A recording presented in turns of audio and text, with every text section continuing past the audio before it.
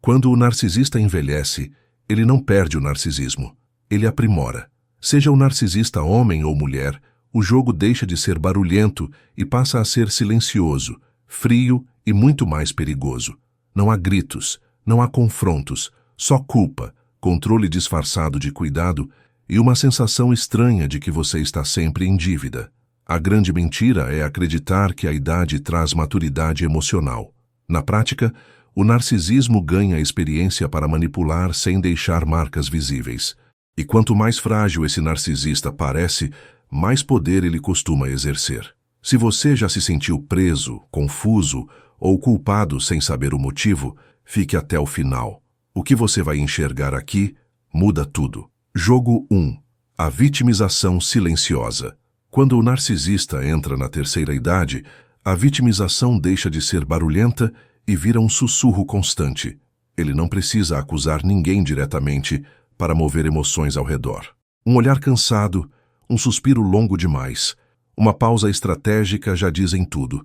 O narcisismo amadurecido entende que o drama explícito cansa, mas o sofrimento insinuado prende. Quem convive começa a sentir um peso estranho no peito, sem saber explicar de onde vem.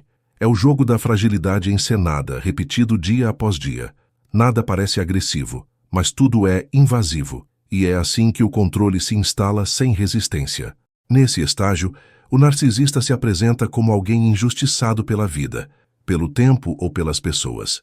Ele conta histórias com detalhes escolhidos a dedo, sempre reforçando o próprio sacrifício.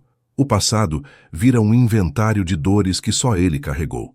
O narcisismo usa a idade como argumento moral, como se o envelhecer apagasse qualquer responsabilidade. Quem escuta começa a relativizar comportamentos abusivos. Ele já sofreu tanto, pensam. E sem perceber, a culpa passa a mandar mais do que a razão. Na prática, isso aparece em cenas simples do cotidiano. Um convite recusado vira um silêncio prolongado e carregado. Uma decisão independente é recebida com um tudo bem, que não soa nada bem. O narcisista não precisa reclamar. Ele deixa o outro completar o roteiro. O medo de parecer ingrato ou insensível faz a pessoa voltar atrás. Aqui, a saída começa pela nomeação do jogo. Perceber que compaixão não exige submissão é um passo essencial. Ajudar não significa se anular, e cuidado não pode nascer da culpa. Um movimento prático é observar o próprio corpo após esses contatos. Se a conversa termina e sobra cansaço, confusão ou autoacusação, algo está fora do lugar. O narcisismo adora quando o outro começa a se justificar demais. Responder com clareza, sem excesso de explicações, já quebra parte do encanto. Frases simples e firmes reduzem o espaço para manipulação emocional. Não é frieza, é limite. E limite, nesse contexto, é uma forma madura de respeito consigo mesmo. Jogo 2. A culpa disfarçada de cuidado. Com o passar do tempo, o narcisista aprende que mandar já não funciona como antes. Então ele muda o tom. O controle agora vem embrulhado em frases suaves, quase doces. É pro seu bem. Eu só me preocupo com você. Nessa idade a gente precisa ter cuidado. O narcisismo envelhecido entende que a preocupação soa nobre e dificilmente é questionada. Quem ouve sente que discordar é quase um ato de ingratidão. E assim, pouco a pouco, decisões deixam de ser próprias. O cuidado vira comando, sem nunca assumir esse nome. O problema é que esse tipo de cuidado nunca empodera, só limita.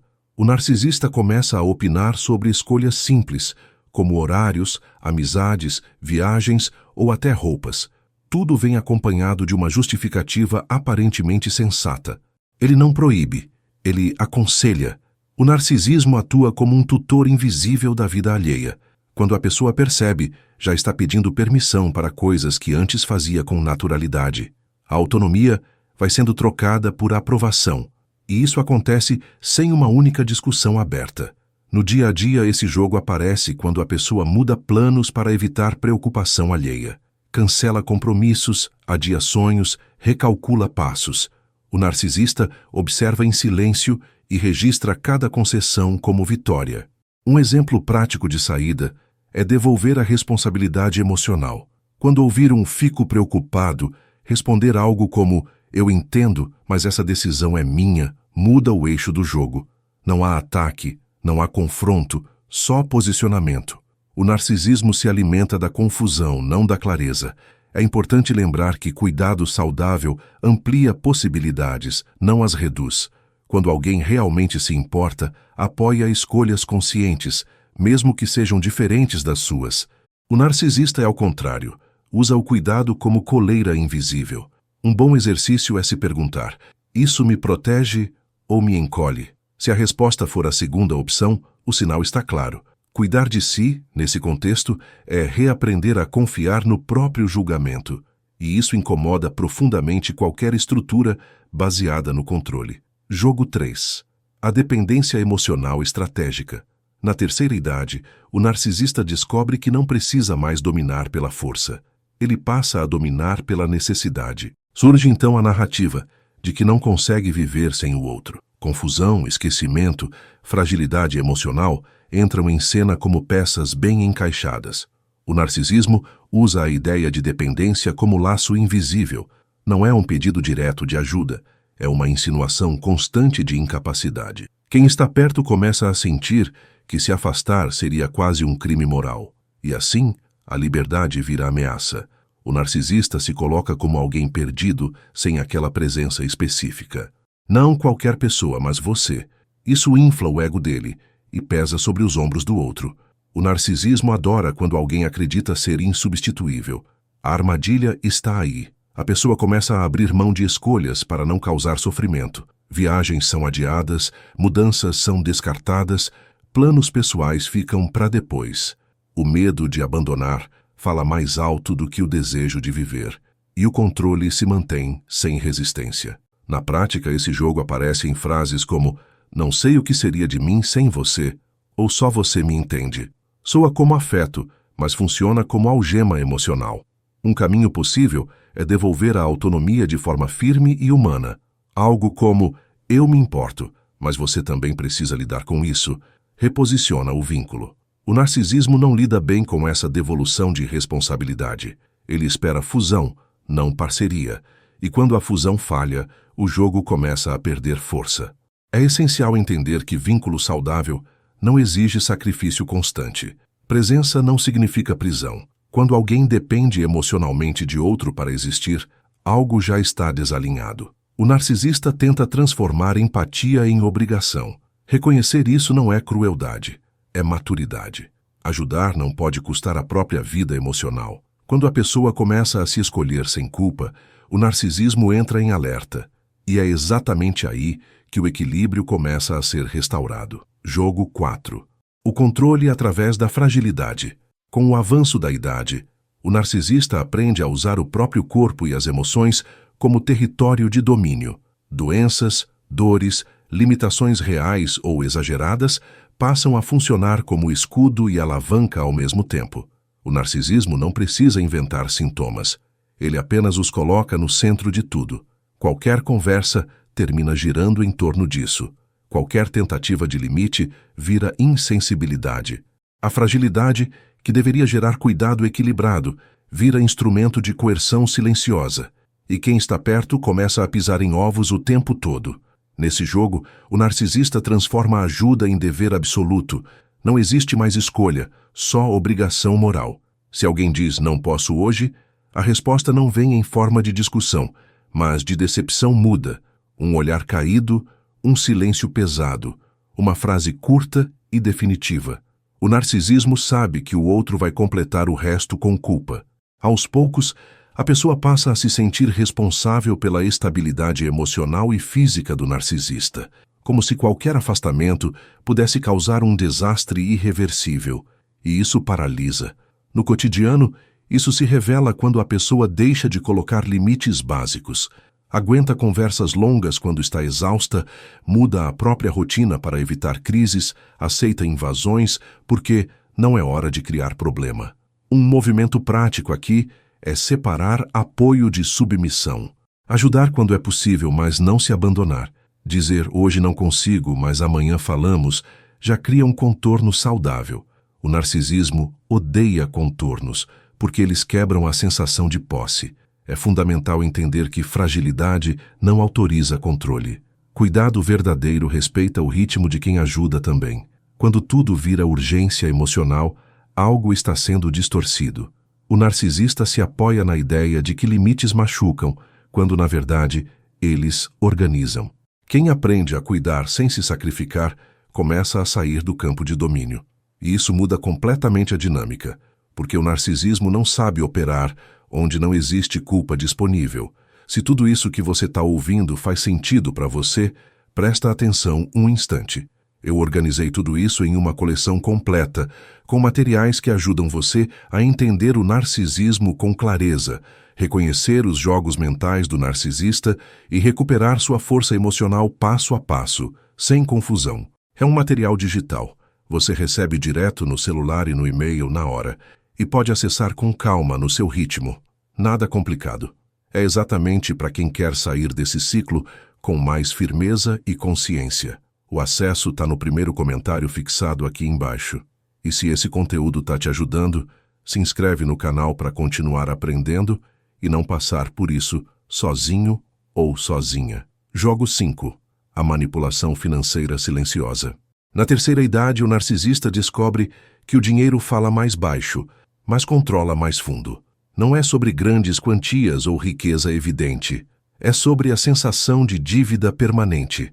Um presente aqui, uma ajuda ali, uma promessa futura cuidadosamente solta no ar. O narcisismo transforma recursos em amarras emocionais. Nada vem com recibo, mas tudo vem com expectativa. Quem recebe sente que precisa retribuir com presença, obediência ou silêncio. E assim, o controle se instala sem jamais parecer imposição. O narcisista costuma apresentar essa ajuda como generosidade pura. Faço porque quero, não espero nada em troca. Mas o histórico mostra outra coisa.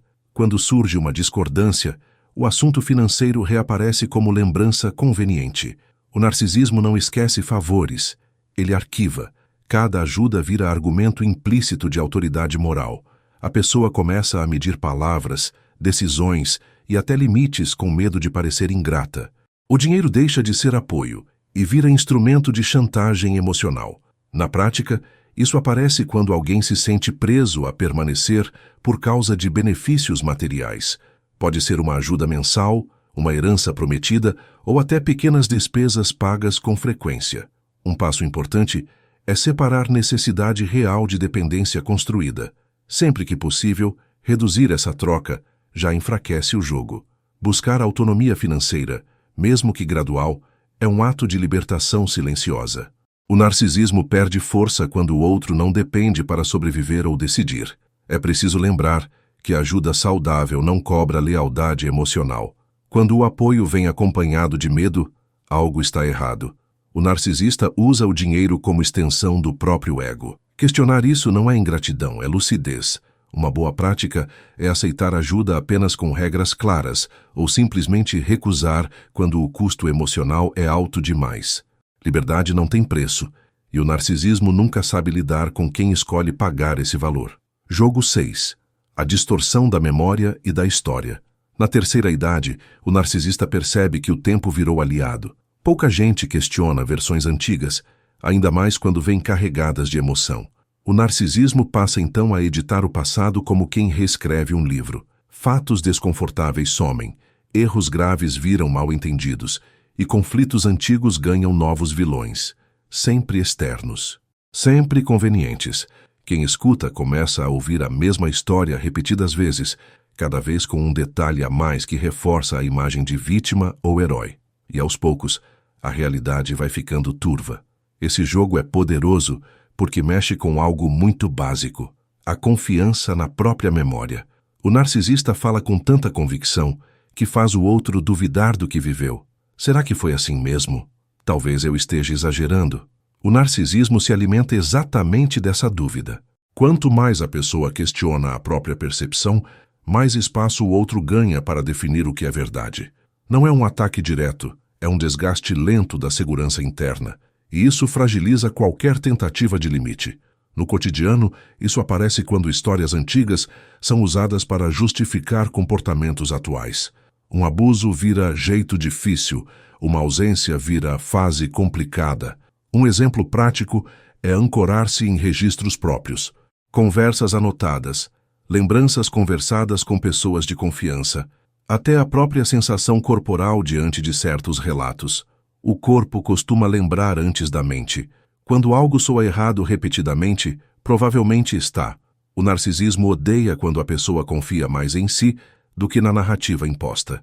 É importante entender que memória não é tribunal, mas também não é brinquedo. Reescrever o passado para controlar o presente é uma das formas mais sutis de manipulação. O narcisista faz isso para manter poder simbólico. Recuperar a própria história, do jeito que foi vivida, é um ato de resistência silenciosa. Não é preciso confrontar versões falsas o tempo todo. Basta não adotá-las como verdade. Quando a pessoa sustenta a própria memória, o jogo perde uma de suas armas mais afiadas. Jogo 7. O isolamento travestido de proteção. Na terceira idade, o narcisista já não precisa brigar com o mundo para afastar pessoas. Ele faz isso com calma, como quem aconselha. O discurso vem manso, quase cuidadoso. Eles não te entendem. Essas pessoas te fazem mal. Só eu sei o que é melhor para você. O narcisismo percebe que o isolamento funciona melhor quando parece proteção. Não há proibição explícita, só uma sequência de sugestões que soam sensatas. E sem perceber, o círculo social vai encolhendo. Esse jogo é perigoso porque se constrói aos poucos. Um comentário aqui, uma crítica ali, uma desconfiança plantada com cuidado. O narcisista nunca diz afaste-se. Ele apenas cria um clima em que o afastamento parece lógico. A pessoa começa a evitar encontros para não ouvir reprovações veladas. Começa a filtrar conversas para não gerar tensão. O narcisismo sabe que quanto menos vozes externas, mais forte fica a própria narrativa. O controle cresce no silêncio. No dia a dia, isso aparece quando o outro passa a ser a única fonte de validação. Opiniões diferentes começam a incomodar. Conselhos externos são vistos como ameaça. Um passo prático aqui é manter vínculos ativos, mesmo que discretamente. Uma conversa regular com alguém de confiança, uma troca honesta, já funciona como antídoto. O narcisismo enfraquece quando a pessoa percebe que não está sozinha no mundo. Relações saudáveis iluminam o que antes parecia normal. É importante lembrar que proteção verdadeira amplia horizontes, não os fecha.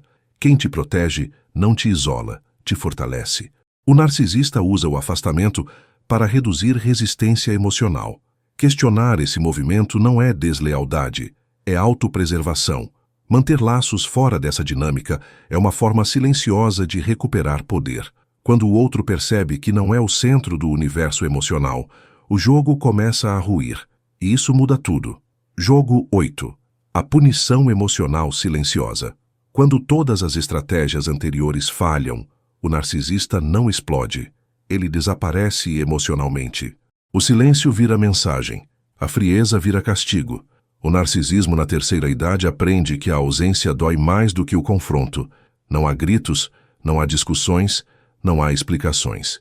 Apenas um afastamento calculado que deixa o outro tentando entender o que fez de errado. E essa tentativa de entender consome energia, tempo e autoestima. É um jogo frio, mas extremamente eficaz. O narcisista sabe que quem já foi condicionado à culpa vai correr atrás. Vai pedir desculpa sem saber pelo quê. Vai tentar agradar, ajustar o tom, rever atitudes. O narcisismo se alimenta desse movimento. Quanto mais o outro se dobra para restaurar o vínculo, mais poder o silêncio ganha. É uma punição que não deixa marcas visíveis, mas desgasta por dentro. A pessoa começa a caminhar sobre uma linha invisível, sempre com medo de errar de novo. No cotidiano, isso aparece quando uma discordância simples resulta em dias de frieza, respostas curtas, olhares vazios, ausência de afeto. Um caminho prático aqui é interromper o ciclo da perseguição emocional. Não correr atrás, não se explicar em excesso, não implorar por normalidade. Manter uma postura estável e coerente desarma o jogo. O narcisismo espera desespero, não tranquilidade. Quando o outro não reage como esperado, o silêncio perde impacto. É essencial compreender que afeto saudável não é usado como moeda. Relação não é prêmio nem punição. O narcisista usa a retirada emocional para reafirmar controle. Sustentar a própria dignidade nesse momento é um ato de força silenciosa. Não se trata de endurecer, mas de não se perder. Quando a pessoa aprende a ficar inteira, mesmo diante do vazio imposto, o jogo chega ao limite. E o narcisismo não sabe o que fazer quando não encontra mais culpa disponível. Se esse vídeo tocou em algo aí dentro, comenta para mim algo simples como: agora eu entendo, porque só quem viveu esse tipo de relação sabe o quanto tudo fica confuso por dentro. Talvez você tenha passado anos tentando ser compreensivo, paciente, forte, enquanto se sentia cada vez mais cansado, culpado e vazio. Isso não aconteceu porque você é fraco. Aconteceu porque o narcisismo desmonta a pessoa em silêncio, aos poucos, até ela duvidar de si mesma. E essa ferida não fecha sozinha. Ela precisa de clareza, entendimento e reconstrução emocional. É exatamente por isso que você precisa acessar a coleção completa que deixei disponível. Ali, tudo o que você viveu ganha nome, sentido e direção. Você aprende a reconhecer os jogos mentais do narcisista, entende a linguagem que te prendeu por tanto tempo e começa, passo a passo, a recuperar sua autoconfiança e sua identidade emocional. Não é teoria, é organização interna, é libertação. E deixa eu te explicar com calma. Isso é um livro virtual. Você recebe direto no seu celular e no seu e-mail, na hora. Não tem entrega física, não tem complicação. É só abrir, ler no seu ritmo e começar a se fortalecer de dentro para fora. O acesso está no primeiro comentário fixado aqui embaixo. E se esse conteúdo te ajudou, se inscreve no canal e ativa as notificações. Aqui você não precisa atravessar esse processo sozinho ou sozinha. Aqui você aprende, se fortalece e segue em frente com mais clareza. Até o próximo vídeo.